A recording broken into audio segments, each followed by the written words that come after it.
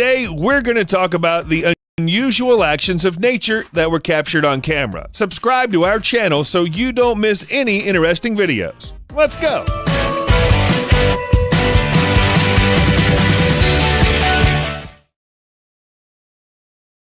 Locusts are often associated with something like a natural disaster or plague, and it's no coincidence. Locust infestations don't happen so often, but when they do, it looks pretty scary, like some kind of horror film. In 2013, locust infestation hit Madagascar. First, the population increased. Then, suitable conditions appeared, and boom. Whoa, block out the sun. Here we come. By the end of March 2013, about 50% of the county's territory was infested with swarms of locusts, and each swarm had over 1 billion insects. Also, locusts aren't ants. These insects are really big in size, so when you go outside, you see absolutely nothing but insects. Front, back, side, top, there are locusts everywhere. It's a farmer's nightmare. And each individual is ready to devour the crops. And locusts also enjoy eating grass, destroying pastures for cattle. That's good they're not carnivorous. Warning, if you're afraid of spiders, then close your eyes, baby. We'll tell you when you can open them. You ready? Well, you can bump into a spider web anywhere. Probably right now, somewhere in the corner of your room, some little spider's hoping to catch something for dinner.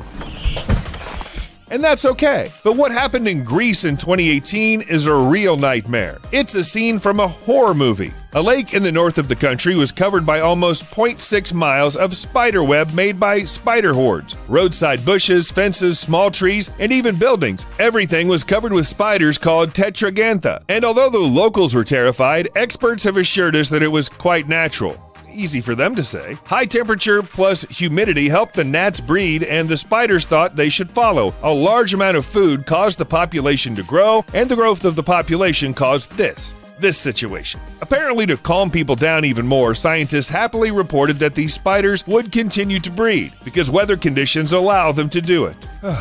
Okay, let's get this over with. Arachnophobes, open your eyes now. We can move on. Ice. Do you like winter? You imagine something from a Christmas movie with fluffy white snow, decorated houses, funny hats, and hot cocoa. And what about an icy wind that'll turn your town into a place that looks like Antarctica? Seriously, add some penguins here and you can't tell the difference. In early March, winter visited the city of Hamburg, which is by Lake Erie in the United States, and it was in a bad mood. Look at the trees. It's all the ice build up from the lake. Gee, I've never seen a house like this. In 2 days, strong winds and 4-meter waves covered everything with a thick layer of ice. And by everything, we mean really everything. Even houses were packed into an icy shell, 0.7 to 2.7 inches thick. Now, imagine you wake up in the morning in a great mood. You're going to go outside, you open your door, take a step, and wham! You crash into a thick wall of ice. Let's say you manage to get out, and you slip immediately. And you can't get up because all the roads and sidewalks are covered in ice too. And it looks very beautiful. But I don't think anyone would want to live in such an icy prison. Agree? Global warming. The climate is changing because of human actions. Nature is suffering. Soon, we will all be... Okay, you know how it is. Let's take a better look at what the heat is really capable of. 109.4 degrees Fahrenheit. Asshole. And the world starts to melt. Literally. Trash cans, mailboxes, vinyl records. It's so flexible. I can just bend it.